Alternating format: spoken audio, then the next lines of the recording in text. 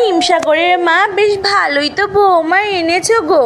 কানা নয়, পোকা ধরা নয়, এত অল্প বয়সে কি মিষ্টি একটা আম। হ্যাঁ গো চৌষা দিদি, ওই জন্যই তো কাঁচা মিঠে মা আর হিমসাগরের বিয়েটা দিয়েই দিলাম। দুজনের কম্বিনেশনে কি ভালো একটা আচার হবে বলো তো। কিন্তু হিমসাগর, তুই এত মুখ বেজার করে দাঁড়িয়ে রয়েছিস কেন বাবা? না না, আসলে আমার মুকুলটা বিয়ের নিয়মগুলো পালন করতে করতে একটু ক্লান্ত হয়ে গেছে তো, তাই আর কি। চলো আমরা এখন যাই, ওদের একটু আলাদা ছেড়ে দিই। উফ মা, তুমি না আর আমাকে মুকুল বলে ডাকবে না। আমি যথেষ্ট বড় হয়েছি, আমি এখন আম। তাছাড়া আমি আগেই বলেছি যে আমি এই বিয়েটা। চুপ কর। যত বড় বোটা না তত বেশি আঠা। অল্প বয়সে বেশি পাকিস না, স্বাদ ভালো হবে না বলে দিলাম। আচ্ছা আচ্ছা থামো, এখন চলো আমার সাথে। কাল বউ ভাতের আয়োজন করতে হবে তো নাকি? দেখো কাঁচা মিঠে, আমি শুধু আমার বাবা মার জোর করাতে তোমায় বিয়ে করেছি। এর থেকে বেশি কিছু আশা করবে না আমার থেকে।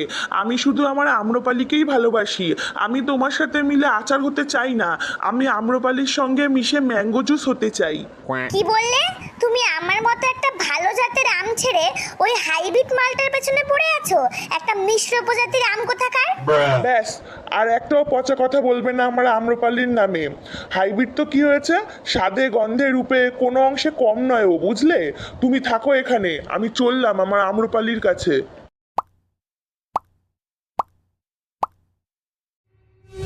চোষানা মল্লিকা না নই নই রে ফজলি, খেলি চিনিমিনি চিনিমিনি চিনিমিনি মন নিয়ে আম্রপালি। আম্রপালি, এই তুমি তুমি এখানে কি করতে এসেছো? আজ তোমার ফুলসজ্জা তো, যাও ওই ওলা উঠি কচি খুকি কাঁচা মিঠের কাছে যাও।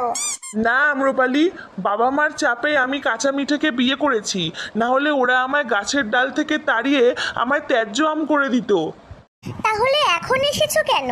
এখন ভয় করছে না ত্যায্য আম হয়ে যাবার? না, কারণ আমি বুঝতে পেরেছি আমি তোমায় ছাড়া বাঁচবো না। করে দিক আমায় ত্যায্য আম, আমি আর ওই গাছের ডালে ফিরবো না। আমি তোমার সাথে তোমাদের গাছের ডালেই ঘর জামাই হয়ে থাকবো। এই শোনো, তোমার বিয়ের খবর পাওয়ার পরে থেকেই না তোমার থেকে আমার মনের আঠা উঠে গেছে। তার উপর আবার নিঃস্ব হয়ে এসেছো আমার কাছে। আমার কাছে না এই খোসা ছাড়ানো ত্যায্য আমের ভালোবাসার কোনো দাম নেই। আমি এখন আমার অ্যালফান্সোর প্রেমে পড়েছি। বিদেশি আম, বুঝলে, অনেক দাম। ও আমায় ফ্রুটস বুকে রিকোয়েস্ট সেন্ড করেছিল, কি হ্যান্ডসাম দেখতে। তারপর থেকেই চ্যাটিং শুরু হয় আমাদের। তুমি এখন যাও, আমার এখন কয়েকটা রিলস বানিয়ে আমার অ্যালফান্সোকে সেন্ড করতে হবে। ডিস্টার্ব করো না তো। ছি, কাঁচা মিঠে ঠিক কথা বলেছিল। একটা হাইব্রিড মাল, মিশ্র প্রজাতি যখন যাত্রার সাথে মিশে যায়, হাট। এই, ওটা ল্যাংড়া দা না? যাই, ওর সাথেই একটু দুঃখের পোকাগুলো শেয়ার করে একটু হালকা হয়ে নি বরং।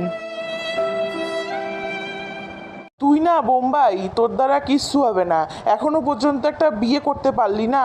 আর আমায় দেখ, বউ থাকতে ওই যে হিমসাগরের মালটা আম্রপালি, ও তো আমার প্রেমে হাবুডুবু খাচ্ছে রে।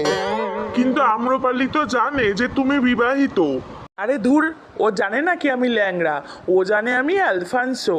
বিদেশি মাল ভেবে বেশ ভালোই আঠা লাগাচ্ছে আমায়। এই দেখ, ফ্রুটস বুকে অ্যালফান্সোর নামে ফেক অ্যাকাউন্ট খুলে বেশ ভালোই চ্যাটিং চালাচ্ছি আম্রপালির সাথে। কিন্তু ল্যাংড়াদা, মল্লিকা বৌদি যদি জেনে যায় তাহলে? বাদ দে তো, সবসময় মনে রাখবি, ডর কে আগে জিত হ্যায়।